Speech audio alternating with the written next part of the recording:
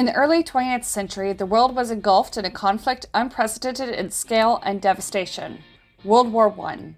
While the war raged across Europe, the United States remained neutral, observing from afar as nations grappled with the horrors of modern warfare. However, this stance of detachment would not endure. By April 6, 1917, the United States would cast aside its neutrality and plunge into the global conflict, forever altering the course of history. But what led to this monumental decision? Let's delve into the intricate tapestry of events and sentiments that propelled America into the heart of World War I. This week on Wiki Review Weekly History. Welcome to Wiki Review Weekly History, where each week we cover a story based on a historical event that happened this week in history based on the facts that are provided to us by Wikipedia. I'm your host, Kaylee, and at the end of this video, we'll spin a roulette wheel that will actually determine what type of event we are going to be covering next week in history, so stick around. And if you like this channel, don't forget to like and subscribe. Let's go.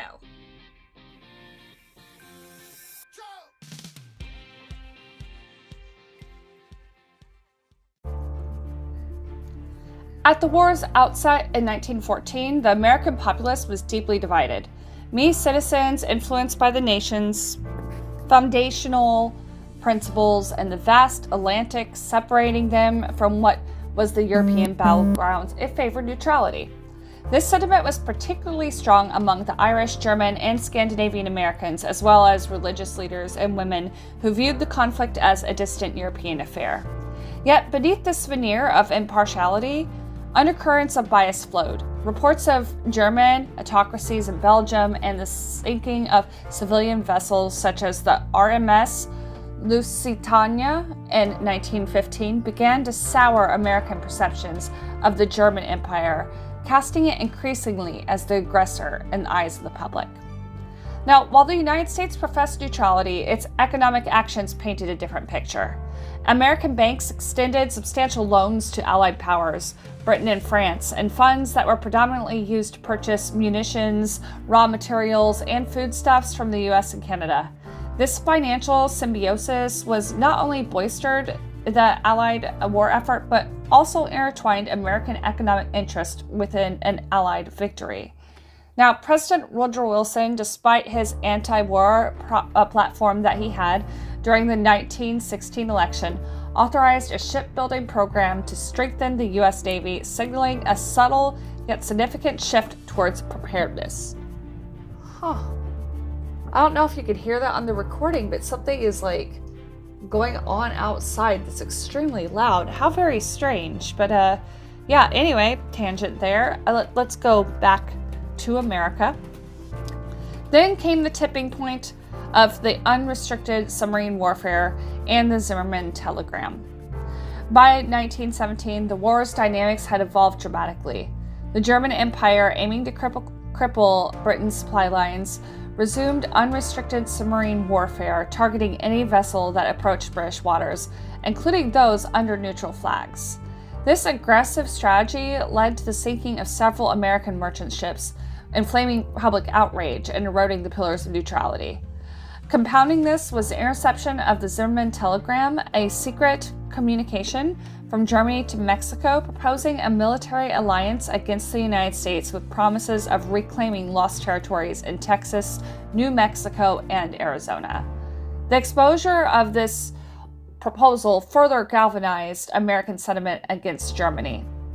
This led to the call of arms, Wilson's plea, and congressional action. In this charged atmosphere, President Wilson addressed a special joint session of Congress on April 2, 1917, with a solemn resolve. He had articulated the imperative for action, proclaiming the need for war that would make the world safe for democracy and serve as a war to end all wars. His words resonated deeply, capturing the moral and strategic imperatives that many Americans had come to endorse.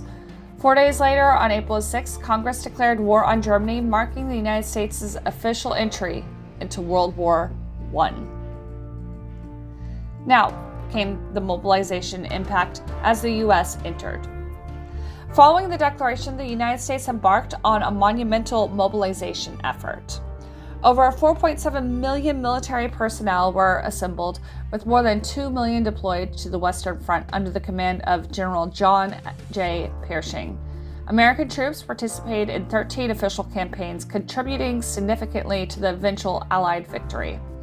On the home front, the entire nation rallied to support the war effort, with industries shifting to wartime production and citizens participating in initiatives to conserve resources and finance military operations. Now, the legacy that it left behind. The United States' involvement in World War I marked a pivotal chapter in its history, transitioning the nation from a posture of isolationism to one of active engagement on the global stage. The war effort not only showcased America's industrial and military capabilities, but also set the stage for its emergence as a world power in the ensuing decades. The principles Wilson espoused during the World War later influenced international relations and the establishment of institutions aimed at fostering global cooperation and preventing future conflicts.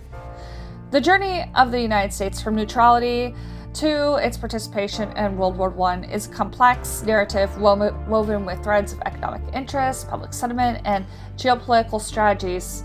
And what you heard today was just scratching the surface, a little overview of what actually happened. It serves as a poignant reminder of how global events can converge to challenge a nation's ideas and compel it to take decisive action on the world stage. And as we reflect on this transformative period, we gain insights into the forces that shape history and the enduring quest for peace and democracy. And we hope to avoid any mistakes we may have made in the past and to do better in the future. Well, everyone, that was your introduction into Wikipedia's viewpoint and information about America and how it entered World War I. Now, it's just a reminder, this script was all came from the information provided on Wikipedia. So if you heard anything that is incorrect, then please go on to Wikipedia and edit the Wikipedia page, because that's what Wikipedia is all about. And as always, stick around. We're going to spin the wheel here soon so that we can see what type of historical topic we will be covering next week on Wiki Review Weekly History. Did you enjoy what you saw? Well, then like and subscribe to our channel. We're trying to hit a goal of 1,000 subscribers, and we could really use your help. If you would like to support us, you can also follow us on Patreon.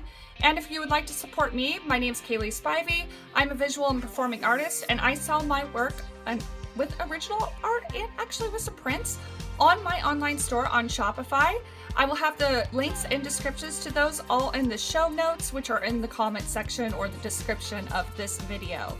So please don't forget to like and subscribe, and let's go ahead and spin the roulette wheel and see what type of topic we're going to cover next week on Wiki Review Weekly History.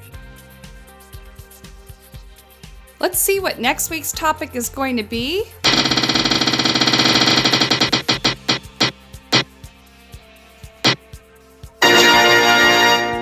All right, next week we will be covering an arts and culture topic, so stay tuned. And have a good weekend. Bye. Thank you for tuning in this week to Wiki Review Weekly History. Next week, we'll have a whole new topic for you. In the meantime, don't forget to like and subscribe to our video and check out my Patreon store as well as my Shopify store for some original artwork. We'll see you next week. Bye.